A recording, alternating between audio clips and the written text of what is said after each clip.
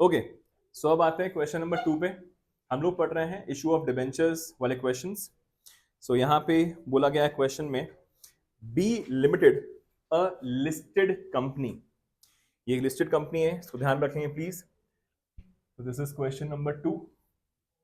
Issued 20,000, इसने issue किए हैं, issued 20,000 8% debentures of rupees 100 each at 5% discount. ये आपने डिस्काउंट पे इशू किए गए हैं और ये इशू हुए हैं 1 अप्रैल 2025 को। ठीक है, the full amount was payable eight application. तो ये आ गया आपका लमसम वाला सिनेरियो। फिर लिखा हुआ है, these debentures were to be redeemed after 2 years at par. तो मतलब कि ये जो आपका क्वेश्चन है, दिस इज बेसिकली आपका इशू हुआ है डिस्काउंट पे, इशू हुआ है डिस्काउंट पे और रिडीम होना है आपका पार पे। और यहां लिखा हुआ है these debentures are to be redeemed after 2 years at par. Pass journal entries for issue and interest on debentures for the year ended 31 March 2026, that is इसी साल का इंटरेस्ट करना है आपको, एंड ऑल्सो रिडम्पशन एंट्रीज। और यहां लिखा हुआ है interest is paid on half yearly basis. इसका मतलब साफ ये है कि आपको 2 बार इंटरेस्ट पे करना पड़ेगा इसी साल में। ठीक है, तो स्टार्ट करते हैं विद द एंट्रीज। तो यहाँ पे सबसे पहले आएगा आपका जर्नल एंट्रीज का format. Journal entries that is date, particulars, LF, debit and credit. तो ये हो गया आपका फॉर्मेट। सबसे पहले आपने इशू किया है, तो it has been issued on 1 April 2025। Lump sum पे है पर डिस्काउंट पे है। तो एंट्री जो पहली होती है that is the normal entry, जो हम लोग शेयर्स वाले चैप्टर में पढ़ चुके हैं already. So it is bank account debit to debenture application and allotment account. Bank account debit to debenture application and allotment account. यहाँ पे 20,000 डिबेंचर्स इशू हुए हैं, 100 रुपीज का एक, मतलब ये हो गया आपका 20 lakhs। तो 20 लाख रुपए के आपके डिबेंचर्स हैं। 20 लाख में 5% का डिस्काउंट, तो 20 lakhs का 5% विल गिव यू 1 लाख। तो 1 लाख का डिस्काउंट है। तो अल्टीमेटली जो आपके पास अमाउंट आएगा in your bank account will be 19 lakhs, क्योंकि यहाँ पे अमाउंट आपका कम होकर ही आएगा बैंक में। अगर प्रीमियम होता तो अमाउंट बढ़ के आता है, पर क्योंकि यहाँ पे डिस्काउंट है तो अमाउंट कम होके आ गया। ये हुई पहली एंट्री। दूसरी एंट्री जो होती है आपकी दैट इज अगेन ऑन 1 अप्रैल। तो entry is debenture application and allotment account debit. अब यहाँ पे क्योंकि आपने डिस्काउंट पे इशू किया है, तो यहाँ पे आपका discount on issue of debentures debit हो जाएगा। जैसे हम लोगों ने पढ़ा हुआ है शेयर्स वाले चैप्टर में कि अगर आप प्रीमियम पे इशू करते हो तो जो एक्स्ट्रा अमाउंट आता है वो ड्यू वाली एंट्री में ट्रांसफर होता है। तो यहाँ पे डिस्काउंट भी आपके ड्यू वाली में आएगा, फर्स्ट वाली एंट्री में कोई फर्क नहीं पड़ता। तो आपने डिस्काउंट पे इशू किया है तो ये स्ट्रेट अवे 19 lakhs हो जाएगा। 20 लाख के आपके डिबेंचर्स हैं, 20 लाख का 5% इज 1 लाख। तो 20 lakhs में से 1 लाख कम होकर 19 lakhs आपके पास बैंक में आ गया होगा। अब यहाँ पे जो हम लोग की नेक्स्ट एंट्री होती है, यहाँ पे जो आपका 8% डिबेंचर्स आता है, इसमें हमेशा ही फेस वैल्यू जाती है, ऑलवेज दी फेस वैल्यू।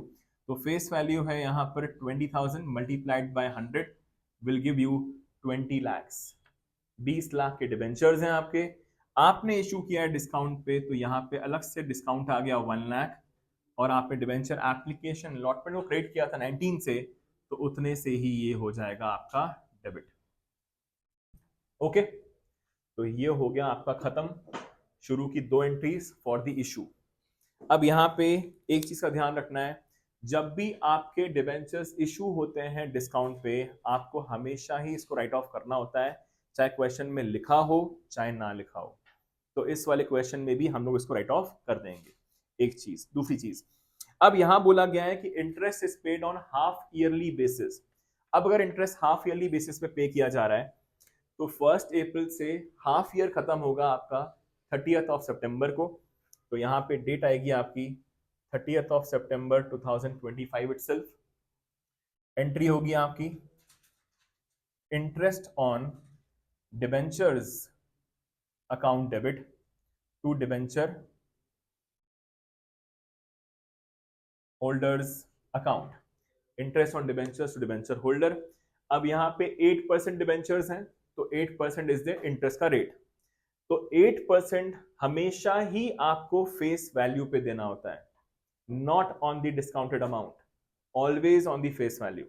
तो 20 lakhs का 8% विल गिव यू 1,60,000, बट 1,60,000 आप पे नहीं करेंगे क्योंकि हाफ ईयरली है, तो you will pay half. Okay, तो यहां पे आ जाएगा आपका 80,000 रुपीज। तो ये आ गया आपका 80,000 एज द इंटरेस्ट। नेक्स्ट 30/9 इस दिन नेक्स्ट एंट्री होगी आपकी debenture holders account debit to bank account. Finally आप इस दिन अमाउंट आप पे भी कर देंगे। So this will give you again 80,000 and 80,000। ये आपने कर दिया यहाँ पे अमाउंट पे ऑफ भी। ठीक, तो यहाँ पे नॉर्मली आपकी 3 एंट्रीज होती हैं। तो एक होती है आपकी interest on debentures to debenture holder to bank. तीसरी होती है statement of profit and loss to interest on debentures. पर तीसरी एंट्री इस दिन नहीं होगी। क्यों नहीं होगी? क्योंकि हमारा जो statement of profit and loss बनता है वो 31 मार्च को ही बनता है। तो यहाँ पे 2 एंट्रीज होंगी, ये 2 एंट्रीज फिर से होंगी, लास्ट में इकट्ठा आपका इंटरेस्ट ट्रांसफर हो जाएगा statement of profit and loss में। ओके, तो यहाँ पे आएगा आपका 31 मार्च। अब डेट आएगी आपकी 2026 30th September। Entry would be interest on debentures account debit to debenture holders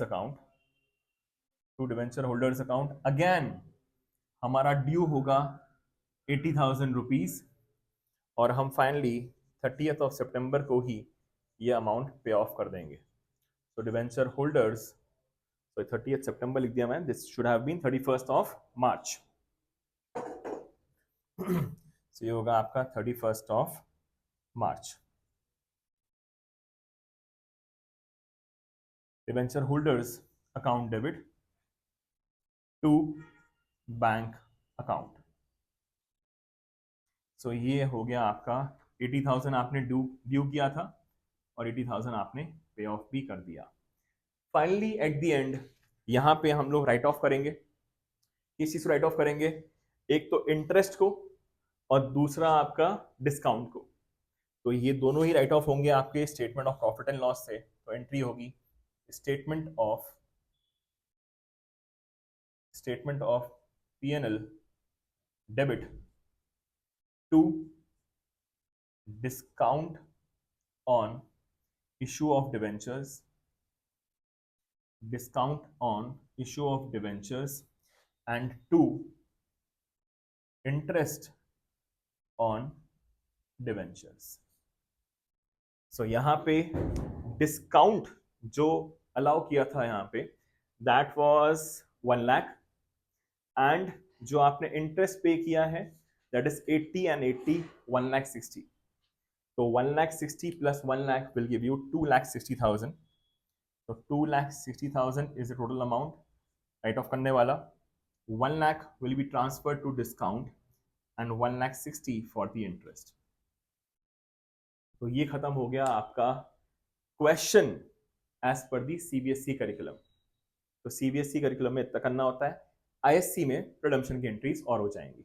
okay so यहां पे मैंने आपको कहा था, लिखा हुआ है यहाँ पे this is a listed company. Listed company को DRR बनाने की जरूरत नहीं होती है, इस चीज का ध्यान रखेंगे। DRR कंपनी को, सॉरी, लिस्टेड कंपनीज को DRR नहीं बनाना होता, वो सिर्फ और सिर्फ DRI ही बनाती है। सो यहाँ पे आपको सिर्फ DRI बनाना है, DRR कोई झंझट ही नहीं है।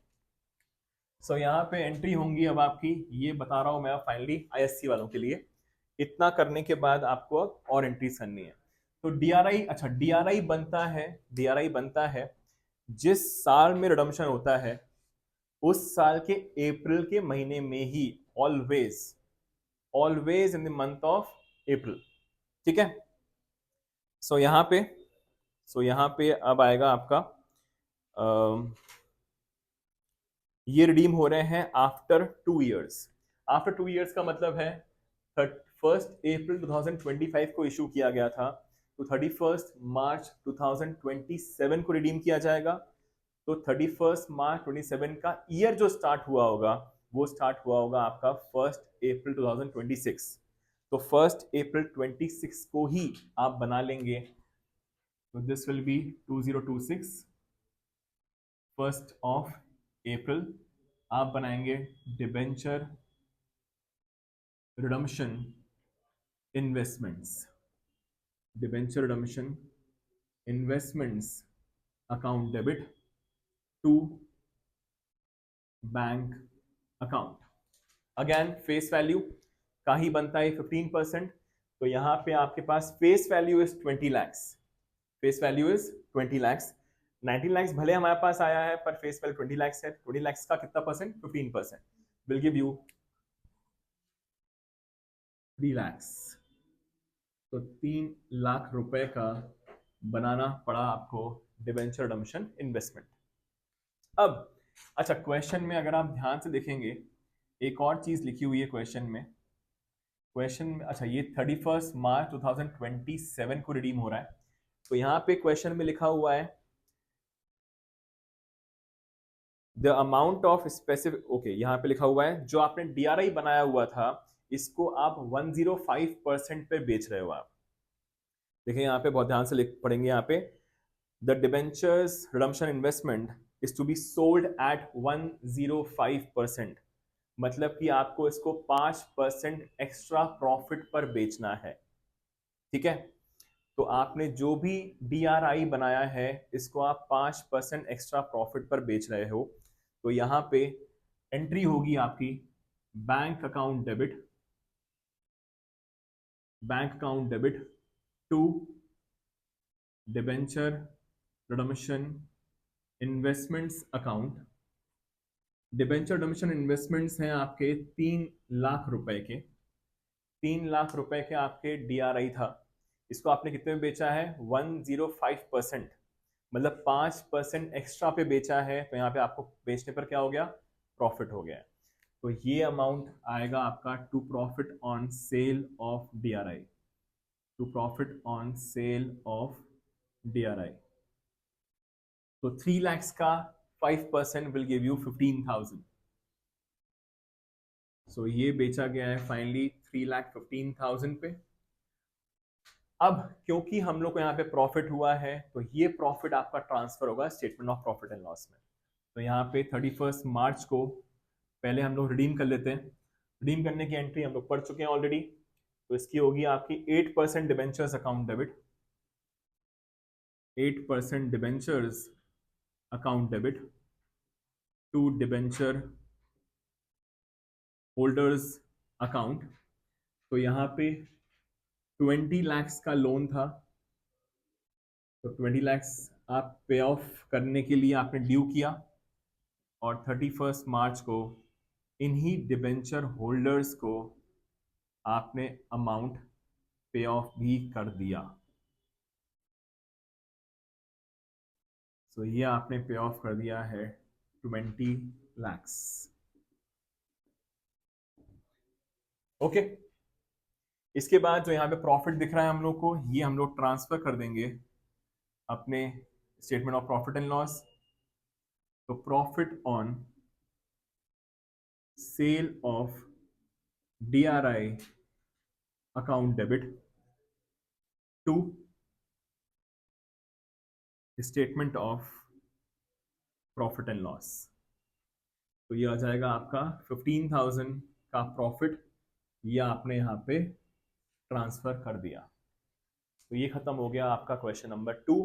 This was for the CBSE curriculum और ये पूरा का पूरा is for the ISC curriculum. ठीक है, थैंक यू सो मच।